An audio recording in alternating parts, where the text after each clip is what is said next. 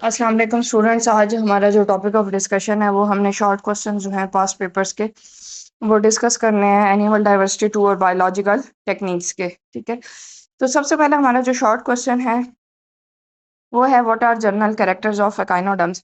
Echinoderms के general characters क्या हैं? आपको पता है कि एकाइनोडर्म्स जो हैं उनको आप तो सबसे पहले कहते हैं कि दे आर एक्सक्लूसिवली मैरीन। ये सिर्फ आपको सी वाटर के अंदर मिलेंगे। दे आर एक्सक्लूसिवली मैरीन और ये सिर्फ आपको सी वाटर में मिलेंगे। इनके जो बॉडी पार्ट्स हैं अडल्ट के केस में आपको इनकी पेंटा रेडियल सिमेट्री मिलती है, यानी बॉडी पार्ट्स जो हैं 5 के जो मल्टीपल है उसमें 5 के मल्टीपल में यानी 5 आर्म्स जो हैं इनके पास मौजूद होते हैं। स्टार शेप होती है इनकी और इनके पास स्पेशलाइज्ड वाटर वेस्कुलर सिस्टम होता है जिसको ये मूवमेंट या फीडिंग वगैरह के लिए यूटिलाइज करते हैं। इनकी बॉडी को कवर होती है हार्ड से स्पाइनी लाइक स्किन से और इनके अंदर जो कैल्शियम कार्बोनेट के बने हुए ऑजिकल्स मौजूद होते हैं। इनका नाम ही काइनोडर्मेटा इस वजह से है कि ये इनके ऊपर ना स्पाइन लाइक स्ट्रक्चर्स मौजूद होते हैं।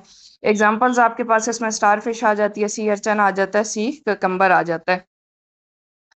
उसके बाद अगला जो आपका क्वेश्चन है वो है name the classes of Echinodermata. Echinodermata की 5 क्लासेस हैं। एस्टेरॉइडिया, इसमें सी स्टार आ जाती है आपके पास। ऑफेराइडिया में ब्रिटल स्टार आ जाती है। इक्वाइनाइडिया में सी अर्चन और सैंड डॉलर आ जाते हैं। हॉलोथेराइडिया में सी कोकम्बर आ जाते हैं। क्रीनआइडिया में सी लिलीज और फेदर स्टार आ जाते हैं। ये हमने सारा डिटेल में डिस्कस किया हुआ है। थर्ड क्वेश्चन हमारा है हाउ आर एंटारोन्यूस्टा कैरेक्टराइज्ड। एंटारोन्यूस्टा को आप कैरेक्टराइज्ड किस तरह करेंगे या उनके कैरेक्टरिस्टिक्स आप किस तरीके से बताएंगे? ये worm like structures worm like animals होते हैं, जैसे कीड़े नहीं होते उस तरह के होते हैं। इनको दूसरा नाम अकॉर्न वर्म्स का दिया जाता है। इनका फाइलम कौन सा है? हेमिकॉर्डेटा। इनका प्रोबोसिस होता है। प्रोबोसिस माउथ के आगे एक्सटेंशन होती है, नोज लाइक स्ट्रक्चर्स होती है। और इनके सेकंड जो बॉडी पार्ट है वो कॉलर है और थर्ड बॉडी पार्ट कौन सा है? ट्रंक है। अब इनका हैबिटेट हमने देखना है कि ये रहते कहाँ पे हैं। दे लिव इन बरो इन द सी फ्लोर।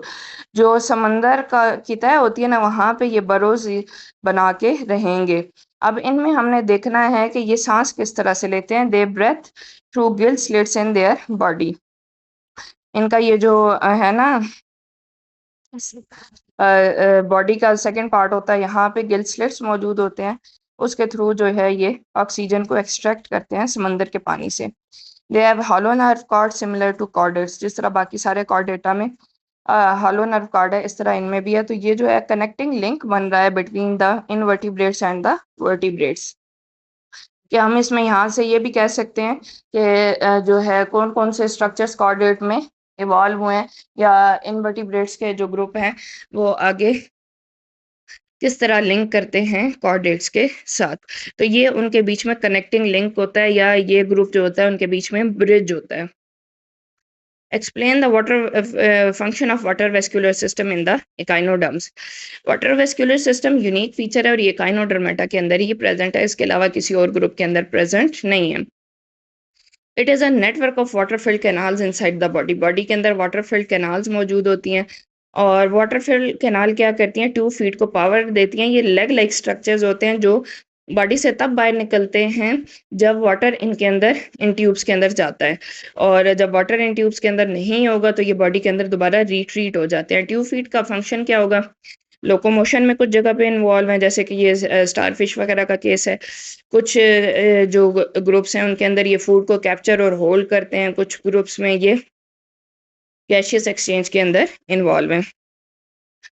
और वाटर जो है इनके अंदर एक प्लेट के थ्रू एंटर होता है जिसको हम बोलते हैं मैड्रीपोराइट, और मैड्रीपोराइट बॉडी सरफेस के ऊपर मौजूद होती है। अब हमने देखना है कि define protochordates and name the 2 main सब ग्रुप्स। प्रोटोकॉर्डेट्स को हमने डिफाइन करना है और उनके जो हैं हमने सब ग्रुप्स डिस्कस करने हैं। प्रोटोकॉर्डेट्स जो हैं ये सिंपल है, इनवर्टिब्रेट एनिमल्स हैं और इनके अंदर कुछ बेसिक आपके पास कॉर्डेट फीचर्स होते हैं, लेकिन प्रॉपर जो है वर्टिब्रल कॉलम इनके अंदर मौजूद नहीं होगा। इसके 2 में से बेसिक ग्रुप्स हमारे पास सब ग्रुप्स हैं। यूरोकॉर्डेटा है, इसमें ट्यूनिकेट्स या सी स्केरट्स आ जाते हैं। इनमें नोटोकॉर्ड जो है सिर्फ लार्वल स्टेजेस में प्रेजेंट होता है। नोटोकॉर्ड जो होता है बाद में वैसे जो हायर ऑर्गेनिजम्स है ना उनमें वर्टिब्रल कॉलम के अंदर रिप्लेस हो जाता है, ये बॉडी को जो है वो सपोर्ट प्रोवाइड कर रहा होता है, लेकिन ये फ्लेक्सिबल भी होता है। वर्टिब्रल कॉलम फ्लेक्सिबल नहीं होता है। सेफलोकॉर्डेटा, कुछ लोग इसे सेफेलोकॉर्डेटा भी बोलते हैं, इसमें लेंसलेट्स आ जाते हैं, एम्फियोक्सस आ जाता है। इनमें नोटोकॉर्ड जो है वो थ्रू आउट द लाइफ आपके पास प्रेजेंट रहती है। अब हमने डिफाइन करना है हेमिकॉर्डेट्स को, उनकी दो क्लासेस को जो हमने आगे डिस्कस करना है। हेमिकॉर्डेट्स ये मैरीन हैं, वर्म लाइक स्ट्रक्चर्स हैं, वर्म लाइक एनिमल्स हैं, और इनके अंदर कॉर्डेट्स और इनवर्टिब्रेट्स दोनों के कैरेक्टर्स जो हैं वो शेयर हो रहे होते हैं। दे हैव गिल स्लिट्स, इनके पास गिल स्लिट्स होते हैं, और सिंपल नर्वस सिस्टम इनके पास मौजूद होते हैं। इनकी जो दो मेन क्लासेस हैं, इंटेरोन्यूस्टा, इसमें कॉर्नवर्म्स आ जाते हैं आपके पास, बर्विंग होते हैं, और सॉफ्ट बॉडीड वर्म्स हैं। टेरोब्रेंकिया जो है आपके पास ये स्मॉल होते हैं और ट्यूब डिवेलिंग होते हैं, कॉलोनियल ऑर्गेनिजम्स होते हैं, ये कॉलोनीज बना के आपको नजर आएंगे अपने हैबिटेट में। अब नेक्स्ट हमने देखना है बायोलॉजिकल टेक्निक्स। इसमें सबसे पहले हम देखेंगे ट्रांसवर्स और लॉन्गिट्यूडिनल सेक्शन को डिस्कस करेंगे। ट्रांसवर्स सेक्शन जो होता है, cut made across the body और organ at right angle to the long axis. अगर आप लॉन्ग एक्सिस के साथ 90 के एंगल पे कट लगाते हैं किसी बॉडी ऑर्गन टिश्यूज या सेल में, तो फिर आपको जो क्रॉस सेक्शन मिलता है वो सर्कुलर क्रॉस सेक्शन होता है, और आपको वो जो है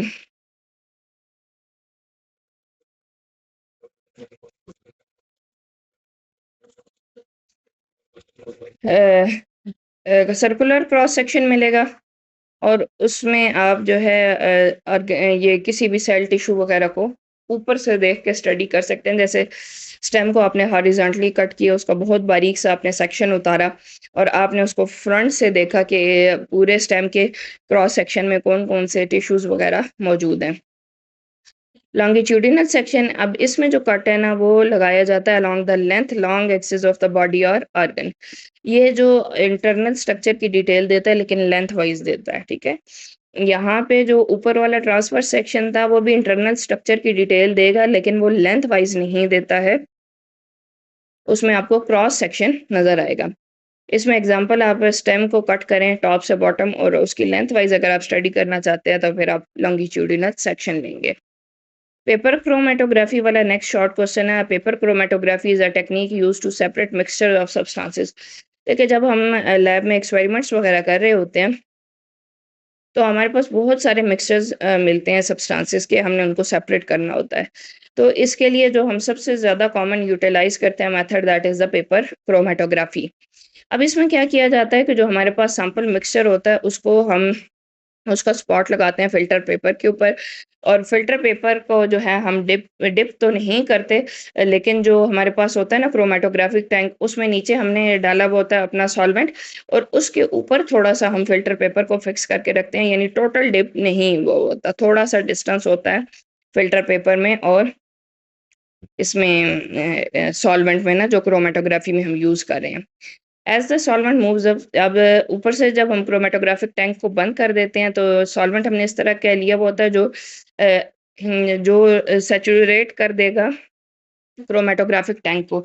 जैसे जैसे सॉल्वेंट ऊपर की तरफ मूव करता है, डिफरेंट जो सब्सटेंसेस हैं वो डिफरेंट स्पीड पे मूव करते हैं, और वो जो हमने स्पॉट लगाया हुआ था जिसमें हमने सैंपल मिक्सचर लगाया हुआ था, वो आहिस्ता आहिस्ता क्या होता है, ऊपर को मूव करना शुरू करेगा, और उसके जो कंटेंट्स हैं वो सेपरेट होना शुरू हो जाते होते हैं।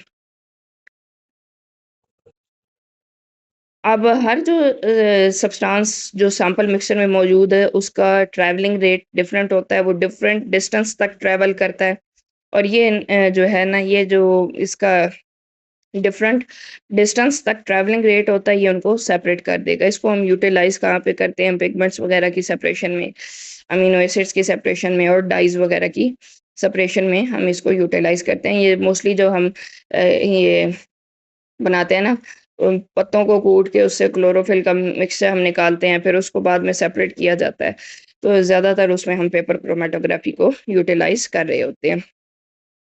अब हमने देखना है कि नॉर्मेलिटी और मोलैलिटी क्या है। नॉर्मेलिटी में हम कहते हैं number of grams of solute dissolve per litre of the solution.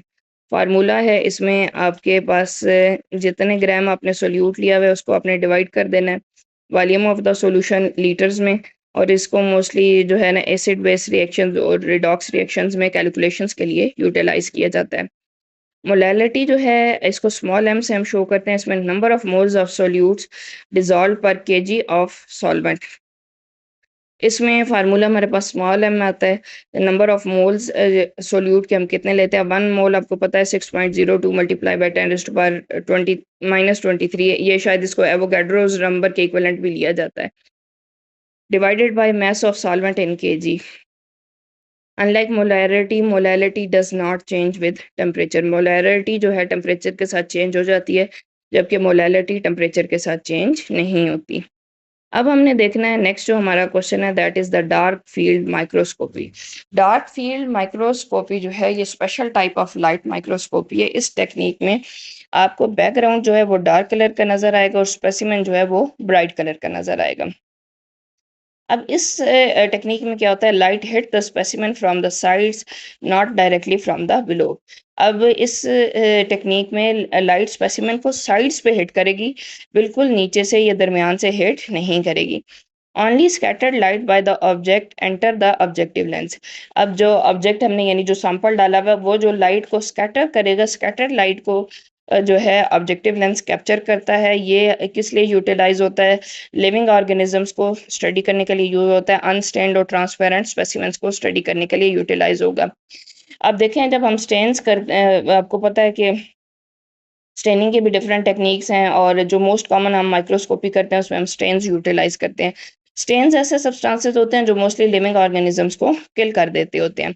अब हमने अगर स्टेन डाल दिया और हम किसी लिविंग ऑर्गेनिज्म को स्टडी करना चाह रहे हैं तो हमारे लिए ये पॉसिबल नहीं है कि लिविंग ऑर्गेनिज्म हम स्टडी कर पाएँ। तो उस टाइम पे जो है ये डार्क फील्ड माइक्रोस्कोपी यूज़ की जाती है ताकि जो लिविंग सेल है या लिविंग ऑर्गेनिज्म है, जैसे माइक्रोस्कोपिक ऑर्गेनिजम्स हम स्टडी कर रहे होते हैं, उनकी डेथ ना हो। उसके बाद अब हमने देखना है वेट माउंट। वेट माउंट क्या है? ये बेसिकली स्पेसिमेन को प्रिपेयर किया जाता है माइक्रोस्कोपी के लिए। इसमें आपका प्रोसीजर क्या है, सबसे पहले आप एक वाटर ड्रॉपलेट को रखेंगे, साफ सुथरी ग्लास स्लाइड लेनी है और ग्लास स्लाइड को दरमियान से नहीं पकड़ना, आपका फिंगरप्रिंट उसके ऊपर बिल्कुल भी नहीं आना चाहिए। आपने उसको बिल्कुल साइड से किनारे से पकड़ना है, क्योंकि फिर अगर आपके ऊपर फिंगरप्रिंट्स आते हैं तो माइक्रोस्कोप में जब आप उसको स्टडी करते हैं तो उस टाइम पे प्रॉब्लम आती है, फिर ब्लरी इमेज आना शुरू हो जाते हैं, क्योंकि वो फिर आपके विजुअलाइज कर देगी फिंगरप्रिंट्स को भी, तो जो आपका पॉइंट ऑफ फोकस है वो चीज़ में प्रॉब्लम होगी। At the specimen for example हमने कोई स्मॉल ऑर्गेनिज्म डाल दिया, टिश्यू डाल दिया वाटर में, ठीक है। उसके बाद हमने इसके ऊपर केयरफुली कवर स्लिप रखनी है, इस एंगल से रखनी होती है ऑर्गन के ऊपर या टिश्यू के ऊपर कि कोई भी बबल ना बने। अगर एयर बबल बन जाता है तो आप स्लाइड को इजीली स्टडी नहीं कर सकते हैं। अब ये हम वेट माउंट क्यों बनाते हैं कि हम लिविंग ऑर्गेनिजम्स को उनकी नेचुरल स्टेट के अंदर स्टडी करना चाह रहे हैं। ये इजी होता है, क्विक होता है और उसमें स्टेनिंग नहीं होती। आपका मतलब खर्चा भी बच जाता है, आपका ज़्यादा टाइम भी इसमें यूटिलाइज नहीं होता है और आप ऑर्गेनिज्म को फौरी तौर पे उसकी ओरिजिनल कंडीशन में स्टडी कर सकते हैं। नेक्स्ट है हमारे पास फिल्ट्रेशन। फिल्ट्रेशन एक ऐसी टेक्निक है जिसमें सॉलिड पार्टिकल्स को सेपरेट किया जाता है लिक्विड पार्टिकल से। इसमें फ़िल्टर पेपर भी यूज़ कर लेते हैं, मेम्ब्रेन भी यूज़ कर लेते हैं, जिसमें से लिक्विड तो पास आउट हो जाता है लेकिन वो सॉलिड पार्टिकल्स को जो है वो होल्ड करके रखेगा। मोस्टली जो हम लैब में यूज़ करते हैं फ़िल्टर पेपर यूज़ करते हैं, कोन शेप बना के ना, और उसको बीकर वगैरह के अंदर रखते हैं और उसके अंदर हम अपना जो भी हमारा सॉल्यूशन होता है जिसको हमने फ़िल्टर करना होता है वो डाल देते हैं। लिक्विड आहिस्ता-आहिस्ता जो है वो फ़िल्टर पेपर में से पास ऑन होता रहता है और जो सॉलिड मटीरियल होता है वो फ़िल्टर पेपर के ऊपर रह जाता होता है। फ़िल्टर पेपर की जो है वो सॉरी फ़िल्ट्रेशन की डिफरेंट टाइप्स हैं। सिंपल फ़िल्ट्रेशन है, इसमें फ़िल्टर पेपर को किसी फ़नल में यूज़ कर लेंगे। वैक्यूम फ़िल्ट्रेशन है, ये ज़रा फ़ास्टर होती है, इसमें सक्शन यूज़ होता है या वैक्यूम यूज़ होता है लिक्विड को फ़िल्टर से फ़िल्ट्रेट से सेपरेट करने के लिए। जो वैक्यूम होता है ना ये जो है जैसे वो कोई हमारे पास ऐसे सॉल्यूशंस आ जाते हैं जो बहुत थिक होते हैं, जिनमें से लिक्विड को सेपरेट करना सॉलिड से वैसे हमारे लिए नॉर्मल कंडीशंस में पॉसिबल नहीं होता। तो फ़िल्ट्रेशन में वैसे तो ग्रेविटी काम करती है ना कि वो अपनी तरफ लिक्विड को खींचती है। तो जो वैक्यूम होता है ना, ये उसको रिइन्फोर्स करता है वे इसको ग्रेविटी को। और जहाँ पे या अगर मेश साइज़ बहुत छोटा हो, जिसमें से लिक्विड पास ऑन ना हो रहा हो, तो फिर वहाँ पे भी वैक्यूम फ़िल्ट्रेशन यूज़ की जाती है, ताकि जो आपका फ़िल्ट्रेट है या मटीरियल है, उसमें से लिक्विड जो है वो सेपरेट किया जा सके। मेम्ब्रेन फ़िल्ट्रेशन भी हम यूटिलाइज़ करते हैं। ये बैक्टीरिया वगैरह को सेपरेट करने के लिए यूज़ होती है सॉल्यूशन से। अब ये हम कहाँ यूज़ करते हैं? ये फार्मास्यूटिकल इंडस्ट्री में हमारे पास मेडिसिन्स बनी हैं, टैबलेट की फ़ॉर्म में भी बन रही हैं, इंजेक्शन की फ़ॉर्म में भी बन रही हैं। तो उन मटीरियल्स में से हमने सारे माइक्रोस्कोपिक ऑर्गेनिज़म्स, बैक्टीरिया वगैरह, वायरसेज़, इन सब चीज़ों को सेपरेट करना होता है। तो ताकि क्योंकि एक बंदा मेडिसिन ले रहा है, तो वो ये चाह रहा है ना कि वो ठीक हो जाए, और अगर साथ बैक्टीरिया, वायरस भी चले जाते हैं, तो वो साथ 2-4 बीमारियाँ और फैला देंगे। तो ये उस चीज़ से बचाने के लिए यूटिलाइज़ होता है। It is widely used in labs to purify solutions and remove unwanted particles. ये लैब्स में यूटिलाइज़ होता है सॉल्यूशंस को प्यूरिफाई करने के लिए और अनवांटेड पार्टिकल्स को रिमूव करने के लिए। तो ये हमारे पास क्विक समरी है। आगे ये जितने भी हमने शॉर्ट क्वेश्चंस पास्ट पेपर्स के डिस्कस किए हैं, general characters of echinoderms discuss की है, मेन क्लासेस ऑफ इकाइनोडर्मेटा की है, 5 क्लासेस हैं, वो इसमें स्टारफिश की क्लास एस्टेरॉयडिया है, और फिर आइडिया को हमने डिस्कस किया है, कॉइन आइडिया को डिस्कस किया, कॉन्सेंट्रीसाइक्ल आइडिया। तो ये सारी जो क्लासेस हैं काइनोडर्मेटा की, वो हमने डिस्कस की हैं। अब हमने कैरेक्टराइजेशन ऑफ इंटेरोन्यूस्टा को भी डिस्कस किया। Water vascular system paper point of view से बहुत इंपॉर्टेंट है। प्रोटोकॉर्डेटा और उनके 2 सब ग्रुप्स को स्टडी किया, हेमिकॉर्डेटा को स्टडी किया, उनकी क्लासेस को किया। बायोलॉजिकल टेक्निक्स के जो हमारे पास क्वेश्चंस थे, हमने उनको स्टडी किया, ट्रांसवर्स और लॉन्गिट्यूडिनल सेक्शंस को डिस्कस किया, पेपर क्रोमेटोग्राफी को किया, नॉर्मैलिटी और मोलैलिटी को किया, डार्क फील्ड माइक्रोस्कोपी को किया, वर्ट माउंट को किया और फ़िल्ट्रेशन को किया। तो ये हमारी सारी जो है वो शॉर्ट आंसर क्वेश्चन जो हमारे पास्ट पेपर में मौजूद थे, उसकी डिस्कशन थी।